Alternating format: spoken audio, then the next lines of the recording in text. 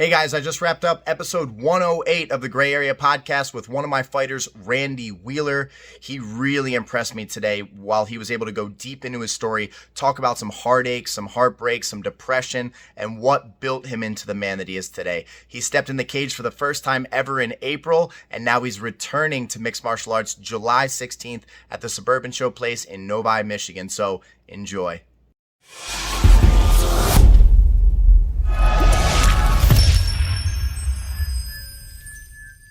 All right, another podcast from the Michigan Institute of Athletics in Brighton, Michigan. It's going to be an awesome podcast today. I'm joined by one of my fighters, and I am super excited to hear his story. Recently made his first ever MMA fight, his mixed martial arts debut, and he's got a lot of light and dark in his story. So right before I get into it, I want to shout out VetLife. VetLife is a 501c3 nonprofit company. It's a company of veterans for veterans. Every veteran faces difficulties when they transition from active duty back to civilian life, and VetLife is there to ease that transition. If you want to reach out to VetLife, you can do so through Instagram or Facebook, or check out their website at vetlifetoday.org. So without further ado, I want to introduce Randy Wheeler, a gentleman that I've been training with since you were maybe 8 or 9 years old. So I don't know if you've watched any of my podcast episodes, but this is how I start all of them. I don't want to know about the man that you are today. I first want to take it all the way back. Tell me about what your childhood was like, your siblings, your mother, your father, experiences that you vividly remember that shaped you, good, bad, anything you want to discuss from your childhood. Then we'll start to talk about today's story. So first I started off down in Ann Arbor. I was born in St. Jude's, and it was just a small little house at first. I don't really know a whole lot about my childhood. I don't remember a whole lot, but when I was growing up, probably around 2 or 3, and then I had my sister, my father started talking about wrestling a whole lot, and he started, implanting it in my head. He's like, this would be a really good sport for you. My dad always would like me to have, self-defense. He really wanted my sister to have self-defense, so we started looking at sports immediately as soon as I was young. I mean, it was just clicking for me, and, just my entire aspect was just wrestling as soon as I grew up. I mean, Now, did your father wrestle, or what was the connection there? there was really no connection. I have no idea how he got the idea. I think he just looked at something and he's like, if my kids ended up doing something like this, then I would feel more confident of them being, out in public or, in a scenario where you don't feel comfortable. I know my kids can, defend themselves. So basically, you start wrestling, and did you love it initially? Was it something for you, or were you kind of being pushed into it, And if so, when did you start to find your passion for it? Or what do you think the sport of wrestling did for you as a child?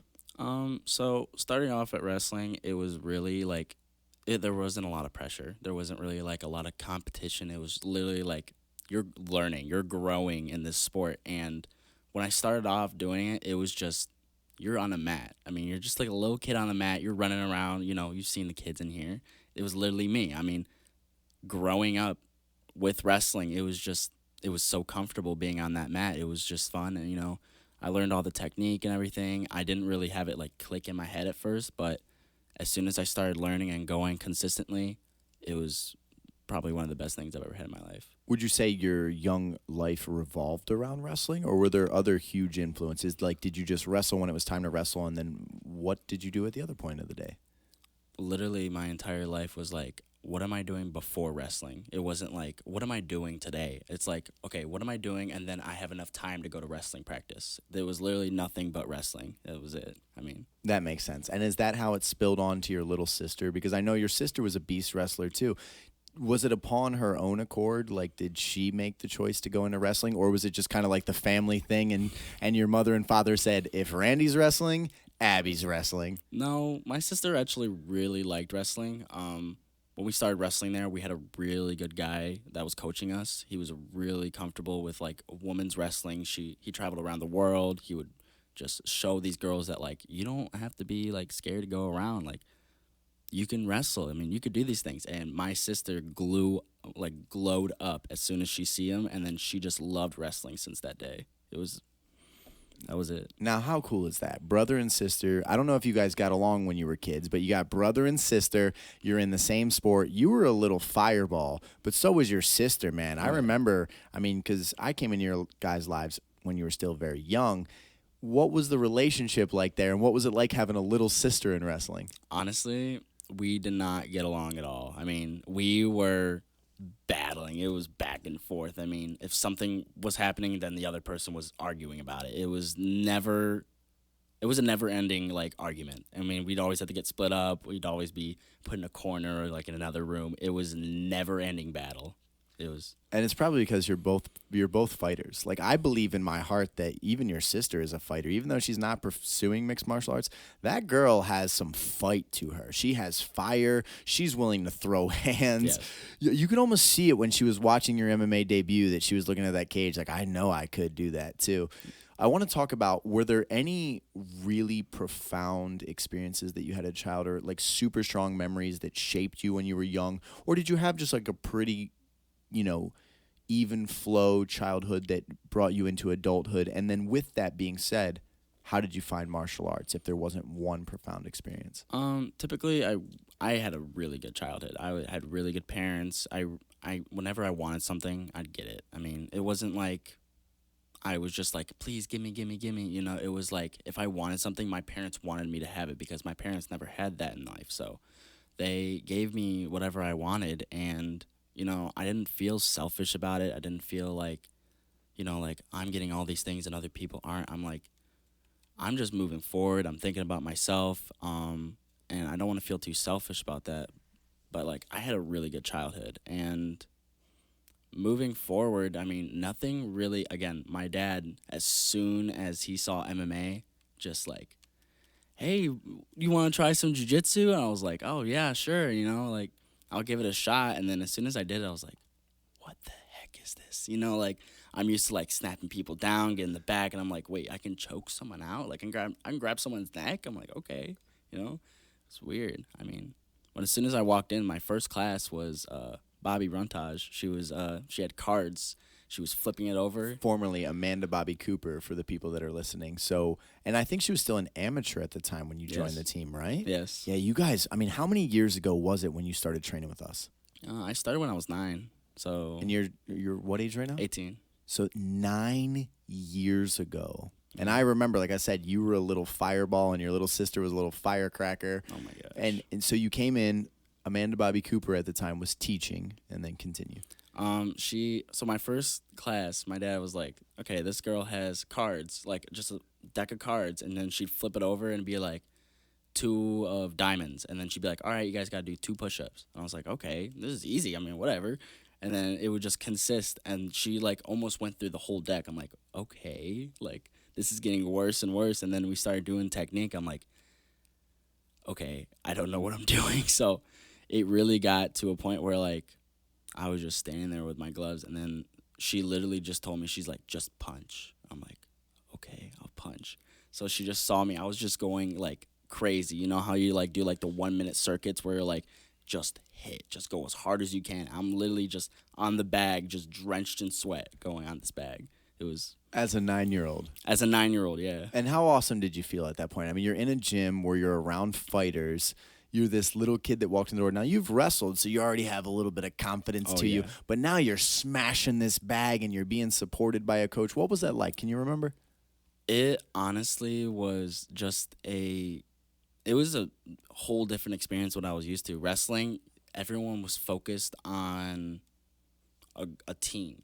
But in like MMA and boxing and jiu-jitsu, when someone's like actually looking at your technique, they're actually like trying to help you. They're not trying to help you and the teammate. They're trying to help you. So it felt like I felt important at that time. And it felt like this Bobby's just like focusing on me. Like I felt good about it. So I felt so confident whenever I came into SFS. It was. So how do you think your life started to change once you became a martial artist? Because you started at 9 years old. You're still a child at that point. You're in the forming years of your life. Now you start to create a little bit of identity. You're training around all these fighters. Shortly after you join the team, people start turning professional. It's like that's a big thing to take on as a child and to be in an environment. How do you think it shaped you, or what did training MMA do for you as a young kid? Starting off with, I think I started at boxing first, and then I started doing jiu-jitsu. I think what formed me into loving MMA was I started doing the adult jiu-jitsu. I started like looking at these people like Danny and Brian and all these people, and I saw them doing jiu-jitsu. I'm like, I can learn this? Like I can do this? And I was like, okay, like I'm just watching and everything else, and then I had like one of the teammates were Helio, and I just brung him with me, and I'm like, okay, we can do this, yeah. So we started doing all these things, and then I was just looking up at all of you guys and watching these fighters. I'm like, I want to become that when I'm older. Like, I can train myself. Like, I've been wrestling since I was 4. I'm really young now. Like, if I keep busting my ass right now, I can be up there. I can go in a cage and fight someone, you know? And even when I was younger, I loved MMA. When I was younger, my dad always had me like on my lap, like I would be on his lap or whatever. He'd be watching MMA. He got me like a Chuck Liddell, like little figurine thing, and I've had it since I was like a little kid. And I was just like, this would be so cool to be, like this guy's awesome. Like I'd have him on my like cabinet or something, and I'd have him like posing every single day. I'd be like, this is what I want to do. It was, I mean, just so amazing to like think of something that I wanted to become and actually like become it. Like I actually like thought about it and I pushed myself, and it felt like every single aspect of when I was in the gym, I was learning something and I was like growing. And anytime that I was in MMA or in boxing, I actually felt the growth. What you just said is incredibly intelligent. The way you just broke down the fact that for the first time in your life, you were able to create a vision, you were able to use your imagination and picture what you wanted to become. You started envisioning the future and like, what does Randy Wheeler grow up to be? What type of man is he going to become? What force is he going to create? And then you started actually seeing the blueprint to that success. You started looking at the road and going, wait a second, look at all these people that are fighters, that are successful, that are doing well, that are turning pro. They're doing what I'm doing. So if I continue to do this and I continue to give my best, I can create myself into that man in the future. Chuck Liddell at one point was just a young boy that was wrestling or, and maybe doing Kempo, I believe, and became Chuck Liddell. Most people never make that type of connection in their brain to their dream, but also a path to get there. Mm-hmm. Most people, they're disconnected from their dreams. What they do is they have a dream. They don't think it's realistic. They have no idea how they would achieve that dream, so they give up on it. You, as a young kid, saw a path, and you said, you know what? If I follow this path, if James is doing it, and Danny's doing it, and Bobby's doing it, and Josh is doing it, maybe I can do it. Yeah. That's huge, man. That's huge. And think about the people that you came up around. Bobby became the first and only female fighter to ever get to the UFC from Michigan. That was your first coach. That was your first class. Josh Parisian, the only active Michigan UFC heavyweight. He was in the gym all the time. I fought around the world in Brazil, and now I own this academy, and I'm the head coach. We were just young kids that set on a path exactly like you. That's exactly how I saw it. I literally saw these young men that were literally just trying to achieve their goals. That's all I saw, and that's all. I literally have seen you guys grown from literally young adults to literally these people today. Like, I got to watch Bobby become a UFC fighter, Josh become a UFC fighter. I got to be with Christian before he moved away. I mean, I watched these, like, young people literally achieve their goals, and I think that literally gave me, like, that spark. I'm like, I can do this. Like, it made it more real for you. It made it tangible. You were like, I can achieve this. All of these people did it right in front of me. Yes. I saw what they had to do. What was your life like outside of the gym? What was your life like outside of your family, too? Because you had an amazing, loving home. You have wonderful parents that would give the world for you. You have a good environment that you're training in. You have great mentors in your life. You have great coaches. But that doesn't mean that all parts of your life are great. What was school life like? Like, did you have a good time at school? Did you have a rough time at school? Let's talk a little bit about what life was like outside of the family and outside of MMA, and then we're going to start to get to your post-high school story. When I was younger, I would be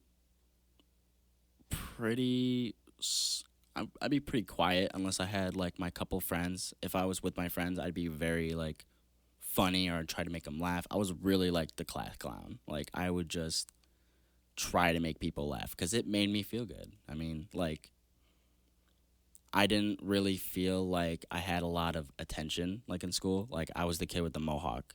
Like it was I'm the kid that just all he does is wrestle and he has a mohawk. So it wasn't like, oh, this kid also has this and this, like I'm also funny. Like I also have like, I could talk to people, like try to talk to me. So like I think most of the time when I was younger, I really tried to like get people to like notice me at the time because people would just see me as like, this kid has a mohawk. Like this kid's short, like he just does wrestling and he's just like, and just never really click for people that are like, hey, this kid, like we can hang out with these kids. And I did have a couple good friends. I mean, like it really like grew from them. But as soon as we got to like middle school or anything else, people always like find their own groups or whatever. And it was kind of to a point where like I would just be stuck with like the same kids like in wrestling. Like I didn't really get along with them too well, but like we have something in common. It was just like we were nice to each other, so it was like whatever,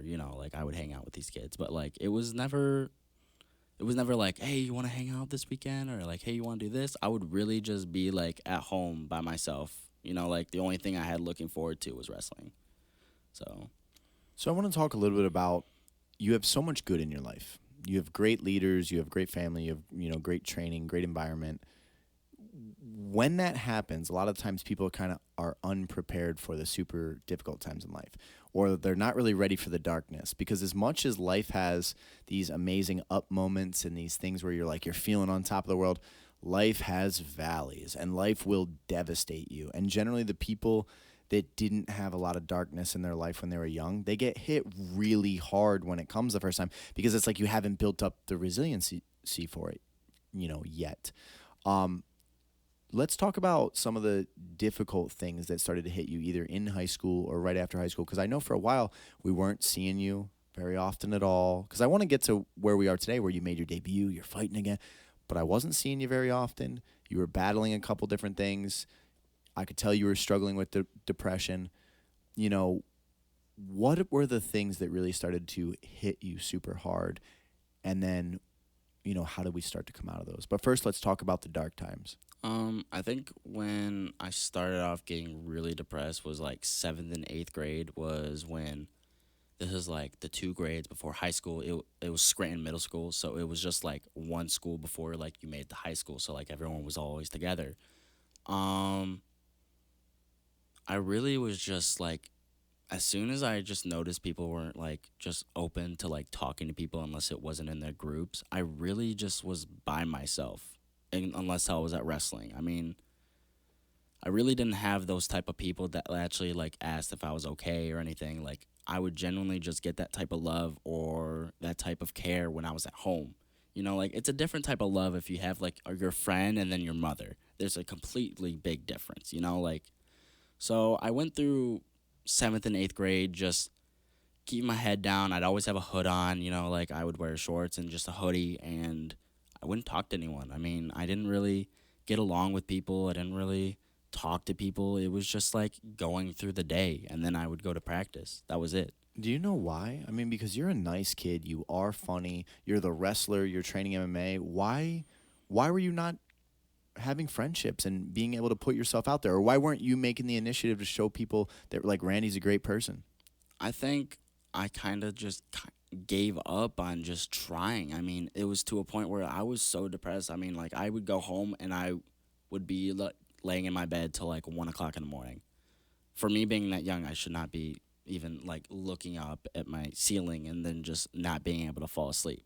I think I kind of took that aspect as like, I'm so young and I'm having to sit here because I'm so depressed that no one wants to be like around me. Like no one wants to like, hey Randy, you want to come hang out? Like that would just like make my day, but like to other people that would be like a regular day. Like that doesn't make sense to me. Like how am I having to try so much harder than other people just to get along with them, and everyone else is just having, like the best day ever. So as soon as I got to like around 8th grade, I ended up starting to vape because it was just kind of a thing. They were like, "Hey, you want to try this?" And it was kind of like attention. Like people are giving me attention, and it was like very bad attention. Of course, I'm in 8th grade.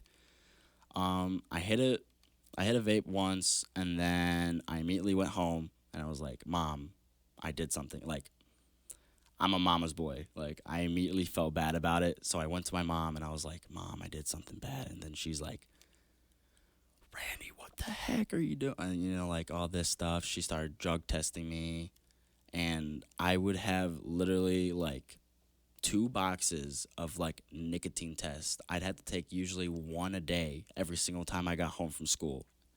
And I think that's kind of when my house started to change, was when they saw like Randy's like not doing good, and then Randy's making bad choices. So Wow, this is incredibly enlightening from sitting here and listening to the story, because you were trying to fill a certain void. It wasn't about the vape. It wasn't about the nicotine. It wasn't about wanting to make bad choices. It was about wanting to have friends. It was about wanting to fit in. It was about wanting to have people that gave a shit about you outside of your home. That's what this was all about. And as parents, we might jump to conclusions quickly like, look at him making these bad choices. He knows better than that. Why would he do that? Why is he just being rebellious? Like, we give him so much love and support. They're not seeing the gap, the void, the emptiness, the fact that you're like, man, can I please just have a group of people that give a shit about me? Yeah. That's what I'm searching for. That was incredible insight, because I always think to myself, in a society like, we know drugs are bad. We know alcohol is a pitfall. We know heroin and cocaine and stuff will absolutely massacre your life or kill you. But yet so many people go into those things. I've never thought of it from the angle that you just said, where if you are desperate to fit in, or not even just fit in, to have some people, even if that similar connection is through something that is objectively bad for you, you're like, I'll sacrifice that to have some people that give a shit about me. You just blew my mind, man. I mean, that is incredible insight. Yeah, I mean, even when I did it, I was literally like, I have really bad anxiety. Like, even like some jujitsu meets that I had like earlier on, like I would be shaking like before it. And when I did it, I was literally like shaking. Like, I am like shook. I don't know what to do. And even the first time I did it, I almost got caught. I did it at school. Like, people are here. That's where the attention is. Let's just do it. I was in the back of the the football field. I was in the back of the seats and everything. And I ended up doing it. And these kids were putting like all the smoke in the water bottle or whatever, and they could do like blow it out. And I was like, this is stupid. Like, why am I over here? I did it one time, and I'm just sitting here. I'm like, these guys are just not the people for me. Like, I'm just in an uncomfortable situation. And then a lunch lady comes back there, and she ends up like seeing all this stuff. So we're walking back to the school. I'm like shaking. Like, I've never been in this situation. I'm usually the good kid in any situation. I'm always like polite and everything. Yes, ma'am. No, ma'am. And I'm walking back, and then I look behind me, and these kids are throwing the vape in the trash while the lunch lady's in front of us walking us through. So then I'm in the principal's office. They didn't call my parents. They didn't call me anything. They didn't find anything. So maybe the lunch lady was just thinking that it was something else, Like, so I was just at that pinpoint, I'm like, I'm in the wrong situation. Like, this is not my suit. Like, I don't like it. I don't like the situation. Shook me. Well, and this is good, man. You don't really find out who you are until you're in difficult situations or you make bad decisions. Then you find out who you are. Because if you would have done that and you didn't give a shit, you don't care about the consequences, you don't care what your mom has to say, what your dad has to say, what the principal has to say, you're like, I'm going to do what I want. Well, then that shows who you are as a person. Mm-hmm. You knowing, dude, this isn't for me. This isn't who I am. I am the good kid. I am the one that knows better choices than this. You find yourself in those things. It is actually important to go through those processes, because then the next time that there's a group of people around that has a negative influence, you're going to go, you know what? No, I remember the choice I made before and how it made me feel, and that I cut my character down. I'm not doing it. So you shouldn't ever really hold guilt for things like that, because you needed those lessons. Had you not learned those lessons, you wouldn't be the man that you are today. Or what if the first time you got pulled into something, it was heroin or cocaine or something that is far worse for you, right? Than like some nicotine. Yeah. You got to let the guilt go and know it's a necessary process. And you found out that Randy is not that guy. You're like, nah, this is not for me, man. So to forward your story a little bit, as you're getting later in high school, and I don't know how deep you're willing to talk to me about this, at some point, alcohol got a serious grip on you. And that was some of your darkest times. And it might be a battle you're still going through. But I remember from the Randy that before you had ever really drank, and I don't know when it started, to the point where like you were drinking all the time, there was a far less version of Randy Wheeler coming around me, presenting himself to the world, and alcohol gets a death grip on people, dude. I want to talk a little bit about how that comes into the picture, and then, you know, lessons that you've pulled from that, dark times that you've had to go through, character development, anything like that. And then have you been able to get out of that yet? So it actually started freshman year. It started later on freshman year. I remember how I said, like, I hang out with these wrestling kids and everything. So I ended up being with, like, two, like, not very good people. Like, they were not, I shouldn't have looked up to them. I shouldn't have, like, been with them.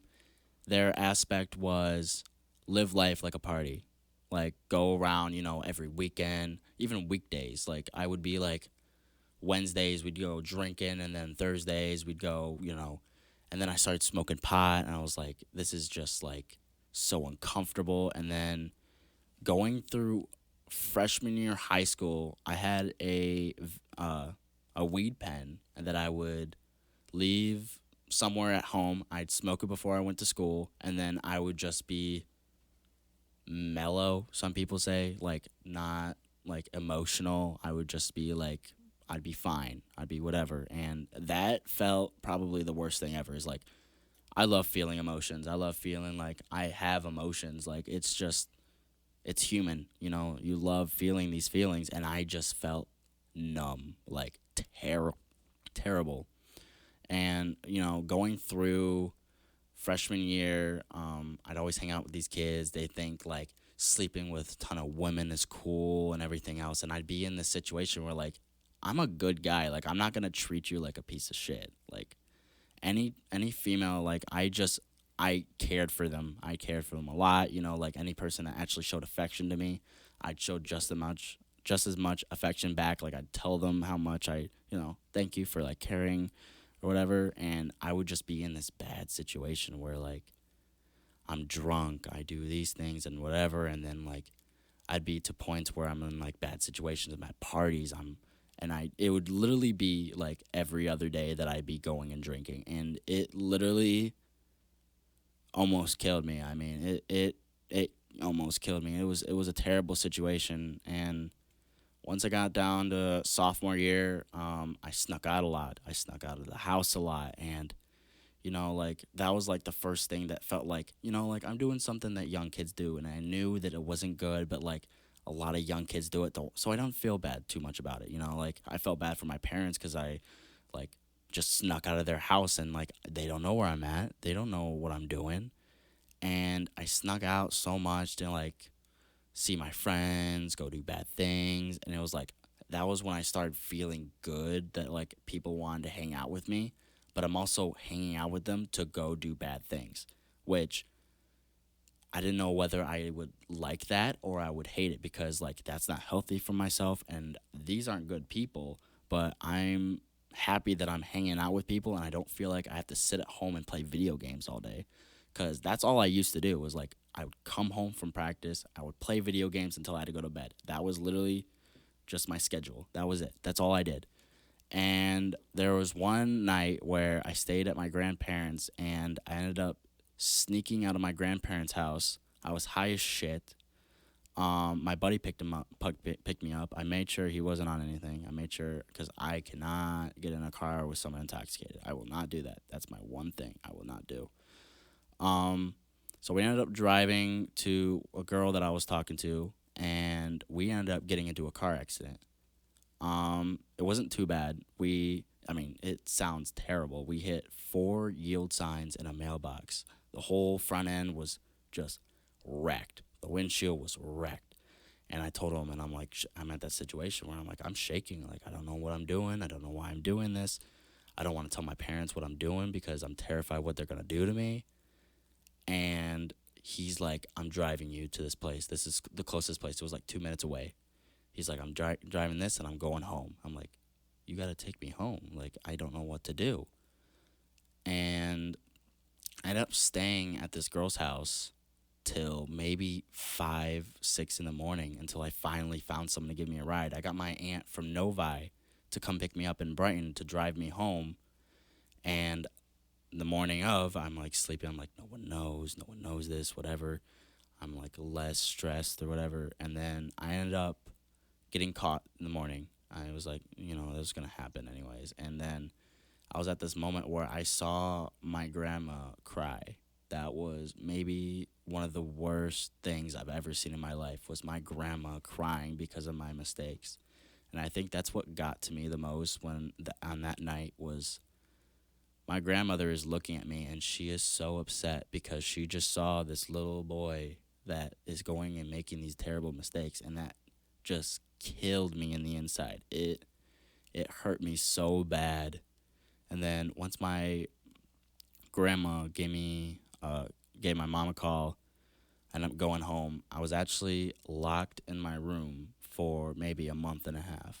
I would have no video games. I would have nothing in my room. I would have a bed, and then I would have a alarm on my door. So if it opened up, it would be like a loud alarm, like you'd hear it through the entire house. So I could not leave my room.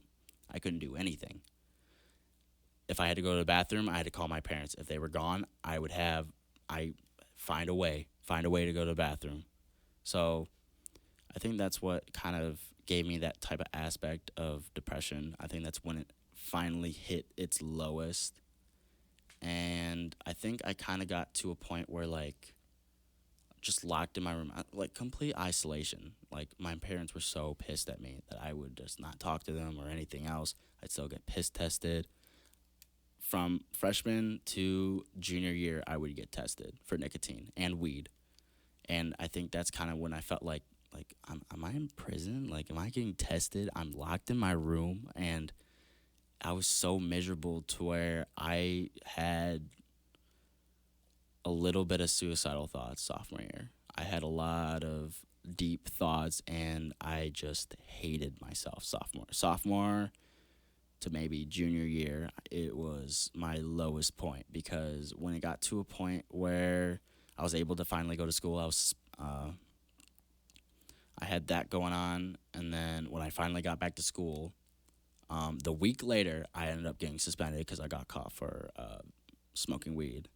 So then I was suspended for a week. It all whenever anything happens to me, it stacks up. Everything happens in like one small place. So I ended up getting suspended for a week, and then I was still locked in my room. And it was just like everything terrible is happening to me. Like, and there's no luck in me, and it just stockpiled of emotions. Like, I was alone. My friends judged me for it, even though they did the same things. They're like, "You get caught. Like, we don't want to be a part with someone that wants to get caught and everything." I'm like, okay, whatever. And I was just by myself. I had nobody. By myself for a while, and then that just went on for sophomore year. How in the world do you pick yourself up from that? Like, is there, because it sounds like you were incredibly moved by the grandmother crying in front of you in that event, but it sounds like you continued to make these choices. What finally gets you to start doing better, or just what moments made you really have the clarity to go, this is not me. I need to develop better habits, better friend groups. I need to get back to doing things that are healthy for me. Like, you said you hit your lowest, but then right after you get suspended again at school with weed. And how do you start to pick yourself back up? And, are you still in the process of it to this day? Like, if that was your bottom, where are you at now? Or what moments were pivotal in bringing Randy back into the light? It's going to sound really funny, but the person that was there for me sophomore year after I got done with suspended was Jaden, which is my girlfriend now. she really cared about me. She loved me, and she was there for me. So immediately I was on her like a backpack. Like, she cared about me. She showed me affection. She listened to me. She let me talk about how I felt and when I had my suicidal days and when I was just at my lowest, and she would just literally like sit here and listen to me. So you went all in on this woman because she's checking every box. It's a companion. It's someone that's there for you. They're listening to you. It's that, that acceptance that you're searching for. You go all in on her. And I remember the young love you two had. Like, she was all in on you too. Mm-hmm. I remember because she would even come to the gym sometimes and watch your practices. She was almost always with your family. That was your first love. Yes. So we started talking there, and then we had like this little point like junior year where we stopped talking, and then I ended up getting the balls to be like, "Hey, Jaden, how you been? Like, missing that feeling, missing, that person." And it wasn't really just like for the attention at that point. I think that's when my feelings started to change where like I don't care about like who she is. I care about like what her personality is. It wasn't like, oh, she's just giving me attention. I just want her for the attention. I want her because of how good of a person she is. Like, she actually cares. She's responsible. She gives me the attention that I need. Like, she cares about what I do with my life. She loves like what I'm doing, and I love what she's doing. So like, we immediately had like this attachment. And this is junior year that you're talking about right now. End of junior year to senior year, and then we ended up dating for a year. It was amazing, everything was going well, but then there was this point where we both did not feel like ourselves because we both didn't have our own lives unless we were with each other. Like, we wanted to feel like independent and everything and feel like we can go do things without each other. Like, we were just so attached to the point where like she didn't feel like herself and I didn't feel like myself. So we had a little break. We had a little while to like learn each other. And Hold on. Okay. Hold on. I know this kid very well that's sitting across me, and I know Jaden too, and I have nothing bad to say about the woman, so I'm not going to do that in any means. But you went through an extreme heartbreaking moment.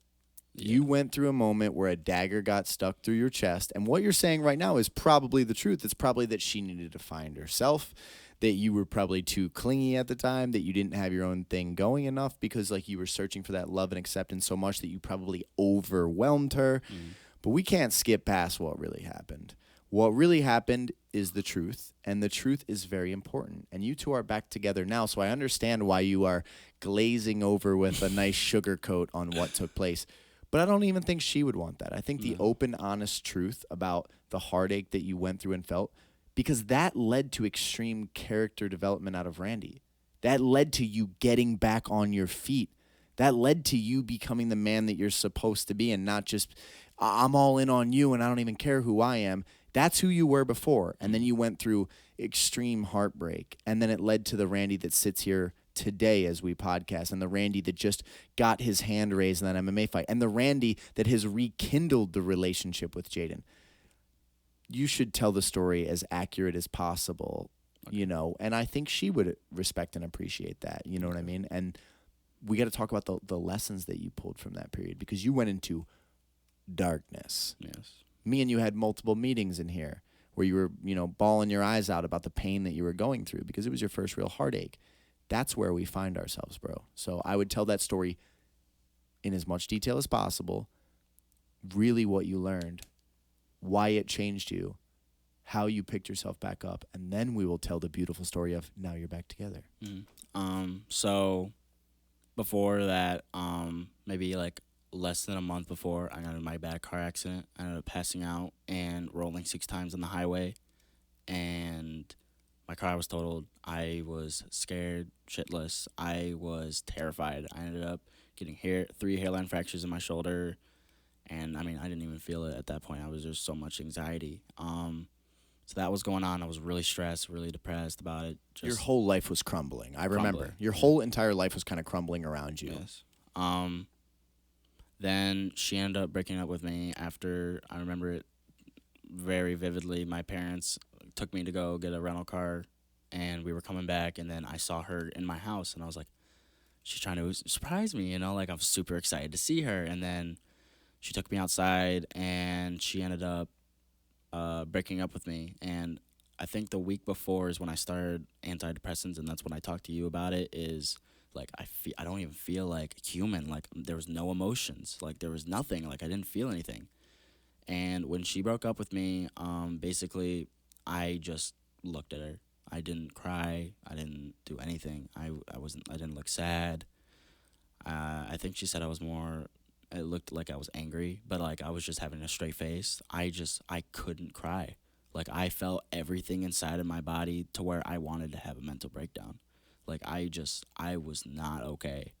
And as soon as she left, I think as soon as the medicine started like not like stopping for a little bit, I had the biggest mental breakdown I think I've ever had in my entire life. Just stayed in my bed. I had one of my buddies come over trying to make me feel better, like, you don't need her, like all this stuff. And I just knew, I was like, don't say that. Don't do that. Don't be that person. It was really a hard moment for me. I felt like my best friend left me. I felt like the person I loved the most ever in my entire life just left, and she had very good reasons for leaving. She wanted to feel more independent, and when that happened, I didn't understand that much. I didn't understand. All I knew was like, you're leaving me. That's all I heard. That's all I felt at that moment. So going on for a couple weeks, I would do nothing but lay in my bed, or I'd be out drinking. There'd be nothing but drinking and sleeping in bed. Um, and that was to the point where I didn't feel emotions because of the alcohol, and then I'd be asleep because I just had to go to sleep, and then it was just a constant movement and motion. And then started my new job or whatever, and I was at a rental shop for a little bit, like just these people that actually it was like, oh, you're going out partying, whatever, that's so cool, like you're a young guy. And I was like, that's not why I'm doing it. I'm doing it because I need to feel like less depressed and everything. And then I think it was maybe 3 months after she broke up with me, we ended up having this little glass like album thing like from Spotify that you can make or whatever. I punched it, I shattered it, and I ended up hurting myself. I think that's when that aspect, as soon as I woke up, I'm like, no, we're not doing this. No, I can't do that anymore. No, that's not me. I'm not the one that sits in bed and cries about it or whatever. Um, I stopped drinking as soon as I got back to the gym. I stopped drinking. It felt like shit. I don't want to feel depressed at the gym. As soon as I get into this gym, I feel like a completely different person. I feel confident. I feel like nothing else outside of life is any meaning. Like I'm in here because I want to train. So I started training, and then I started texting you. I'm like, I want to fight. I want to fight right now. Like, give me a fight. And then he told me, like, you got to be in here. You got to work. You got to do this. I'm like, I'm willing to do that. That's better than sitting at home and drinking and being depressed and everything. And then starting to do that, I ended up getting. I'll talk about how I ran away. It was before my fight. Got into a really big fight with my mother. I didn't feel like I had a whole lot of Independence. At that point, I just didn't care about anything. At that point, still a lot of emotions. So I ended up leaving the house. I ended up running outside my backyard and running to another road and getting Andrew Garcia, to pick me up. I ended up staying there for a little bit. Why did you run away from home? A lot of emotions. Like at home, everyone was trying to get me to move forward, like in different things, like at work or whatever. I'm like, that's not gonna make me happy. Like right now, I want to fight, and they were like, you gotta work, you gotta make money, you gotta do this, you gotta focus on, like career. So much pressure. It just felt like kind of the walls were closing in Just on like you. nothing else I was doing was going to work. Like I just need a second to just sit down and think. Like that's all I need. And then when I said that, they kind of saw it as like, we're trying to help you and you're fighting it. Like it's just to a point where like I just need that time to where like I can think, you know? You need that second to just think about what's happening around you and know what the first step is. Just keep moving. So I stayed at AJ's for a little bit. I ended up leaving because I didn't want to feel like that type of person that just like, I'm just a couch potato at your house. Like, I don't like that. I don't like that feeling. I don't want to do it. So I ended up sleeping in my car for around a week and a half. I stayed at a hotel for maybe 2 nights. Just really, really hard. It was really cold outside. I didn't have any coolant in my car, so I had zero heat. I had nothing. I had 2 blankets in my car and a pillow.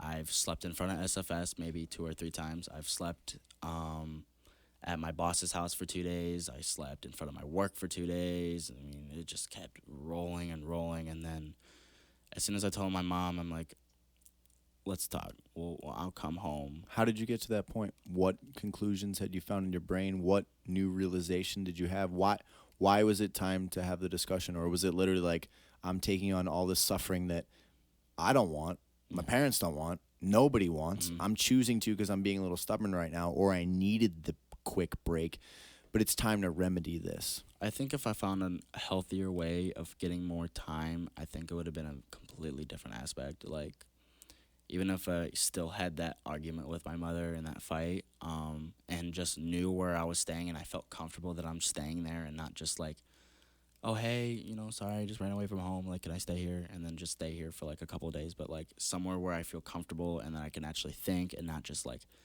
have complete anxiety every aspect of my day. And I think what clicked for me is I love my mother. I love my father deeply. Every part of my body loves them, everything. And I was like, I feel comfortable. I'll go home and we'll talk, everything will be fine, we'll work things out, it'll be fine, And then on my way home, I ended up getting stuck into a ditch. It was bad roads, got just right into a ditch, literally maybe less than a mile from my house. That snowball effect, man, that stacking up effect you talked about earlier, It every single happens. time, it piles on. Yeah. So that ended up happening, freaking out, called my dad. He didn't make a huge deal out of it, which I was very shocked about, but I was freaking out because, like, I need a car to go to work and make money, and, like, I'm just going to be in this situation where I'm going to be sitting at home again, and then, like, oh, can you give me a ride? Can you give me this? Can you give me that? I don't want to ask for things. I want to be able to go be like, I'm going to go do this. I'm going to go do this. I'm going to make this money. I'm going to go to practice, and I don't have to be like, can you give me a ride? Can you give me a ride? Can you give me a ride? And it was just like, You just don't want to feel like a loser, dude. Yeah. You want to feel like you're somebody that's capable of doing the things you want to do and not have to depend on other people. You want to stand on your own 2 feet. You want to feel like a man, right? absolutely. And that's what you're finding more now. And that's what you found in that ring that night that we're almost up to now, is you found the ability to take control of the circumstances that were presented in front of you and be victorious. And that's an addicting feeling, right? So you go back home. You have these discussions with your parents. It's still rocky. It's still a little rough. Your parents were reaching out to me constantly. You and I had talked multiple times. We had a meeting together after the event that took place with Jaden. We talked about life, you know what I mean? But then you started to pick yourself back up. What was the real light switch that started to get you back on track? Was it the fight? Was it, what was it? It was the fight, absolutely. As soon as you told me that I can get a fight offer, I could fight April 22nd, I'm like, stop this, stop drinking, stop smoking, stop vaping, stop doing all this. I'm going to make this my goal. This is what I've wanted since I was a little kid, and I'm going to fucking do it. No matter what anyone tells me. I told my parents as soon as I got home when I found out, I was like, listen, this may not mean a lot to you. It may not mean as much as to you as it does to me. I want to fight. I'm going to fight. Whether it was really shitty, whether you like it or not, I'm going to fight. I'm actually glad you did that, because your parents pushed back on it kind of hard to me at first. Like, do you think this is the right time to give Randy a fight?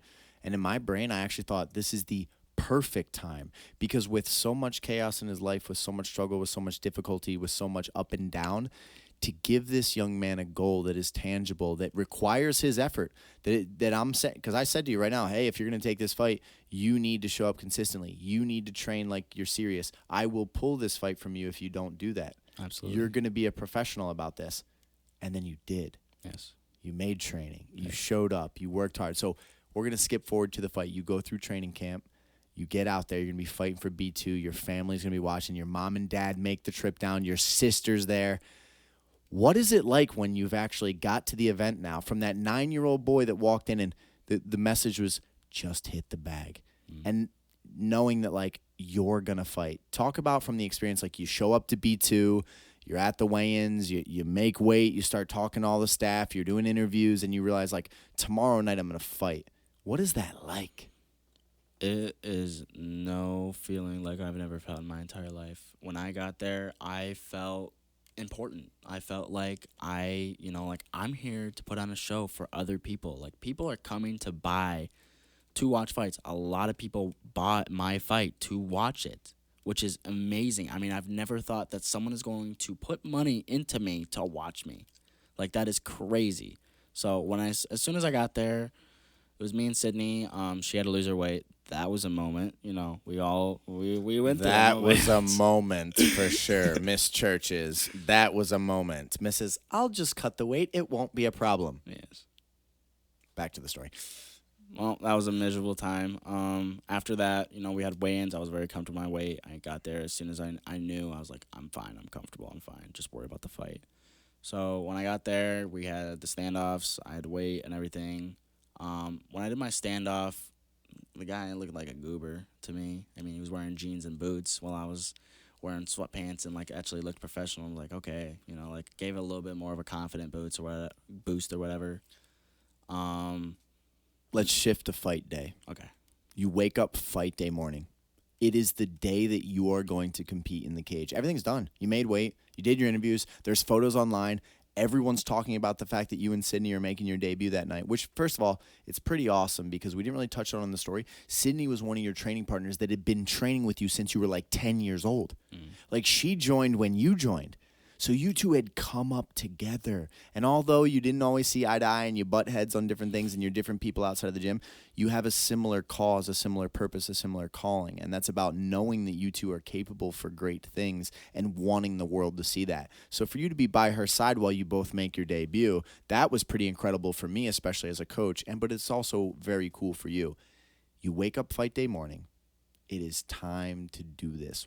What is your mind like in the morning? What is it like when we get to the venue, when we walk in? What is it like backstage? Let's talk about those things, and we'll talk about the fight. I think when waking up, I woke up good. I felt comfortable, whatever. And then it was, I don't know what time you wanted us to do the fight sim, like the downstairs, whatever, which we were in a parking lot. I was like, this is pretty cool.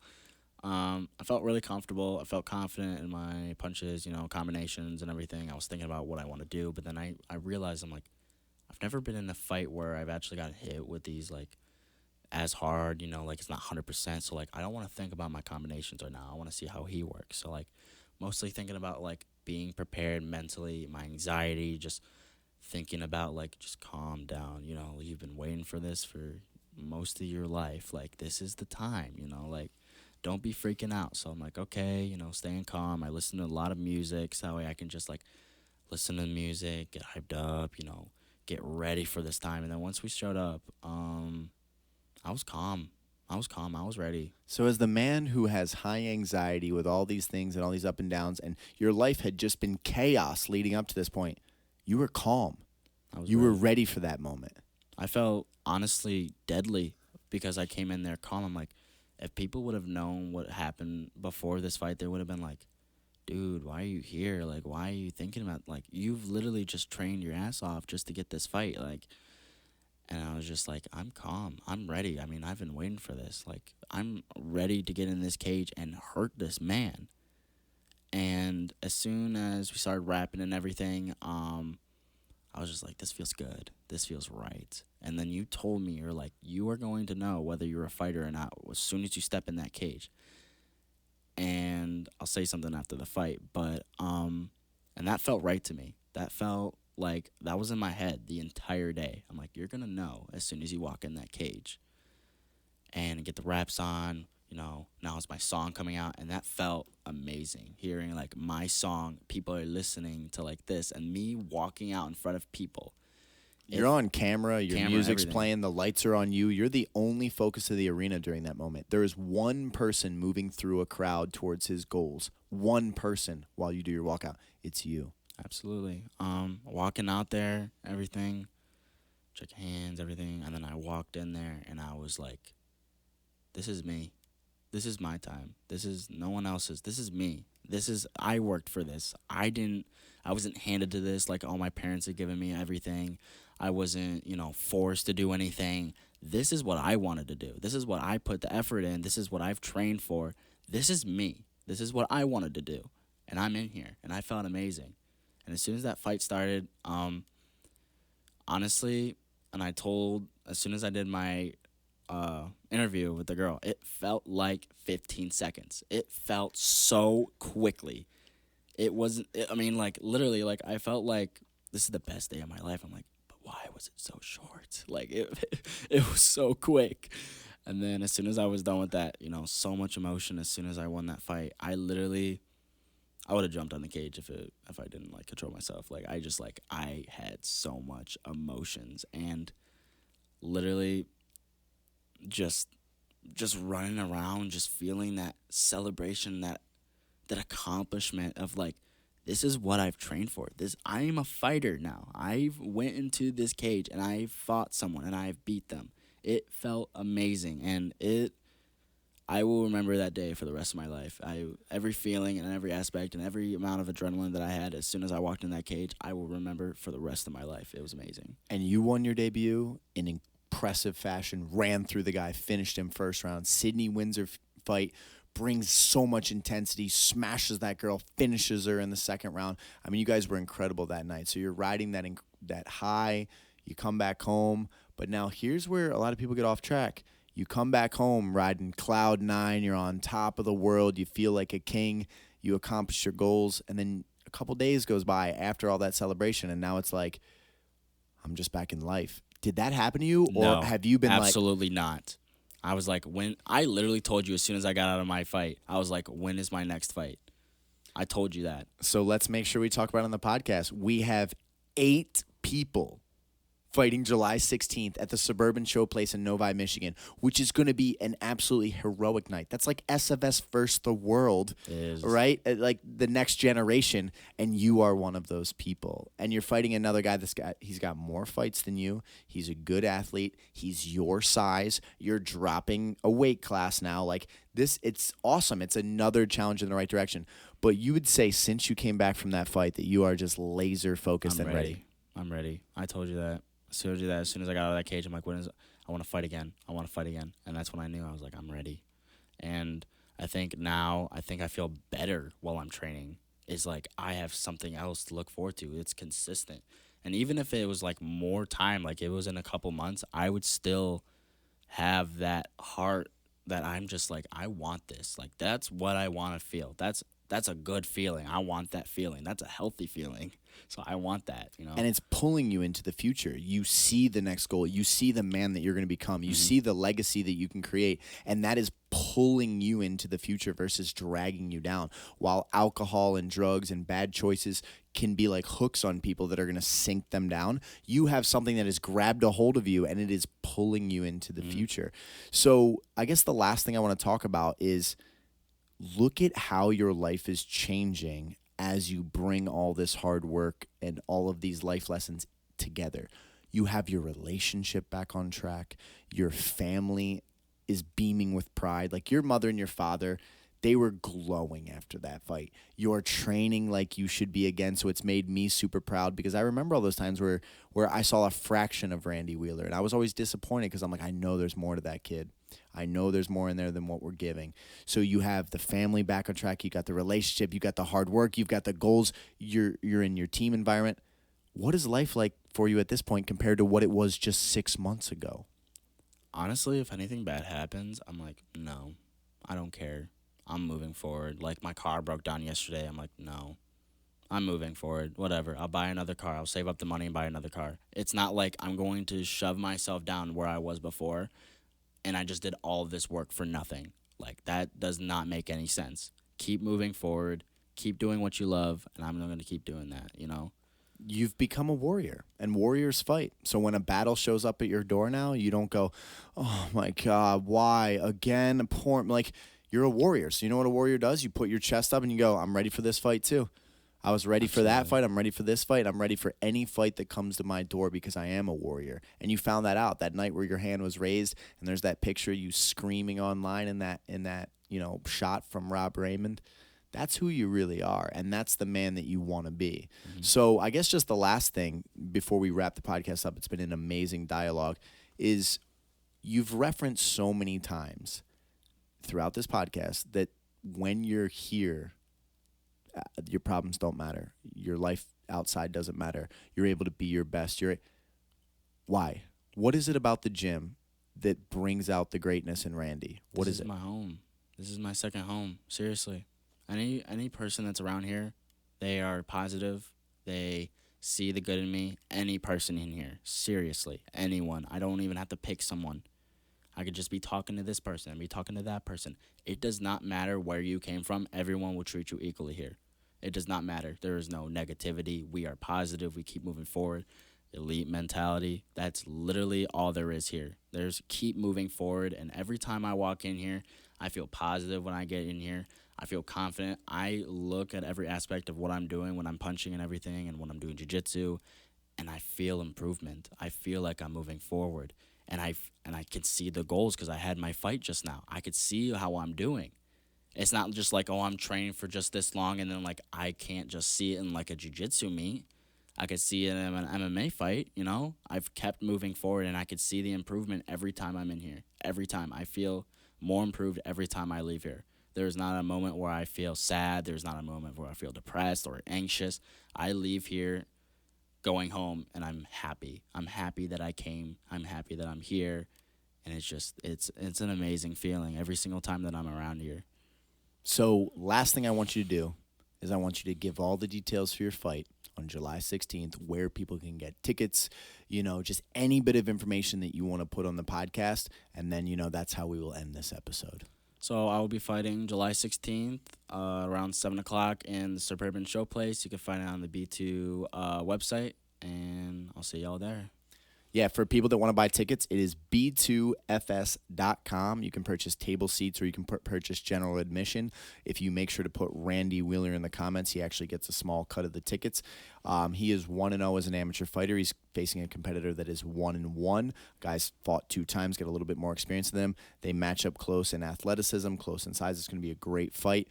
We have 7 other people on the card. So there are going to be 8 athletes from this school and possibly Taylor Moore as the main or co-main event. We're trying to find someone to step up and compete against him. We had a guy from Canada that's extremely tough, very, very good, but he said he has a rib issue that he's dealing with and he won't be ready in time to fight Taylor Moore. So they're searching hard, but it's going to be an incredible night. So Novi, Michigan, Suburban Showplace, July 16th.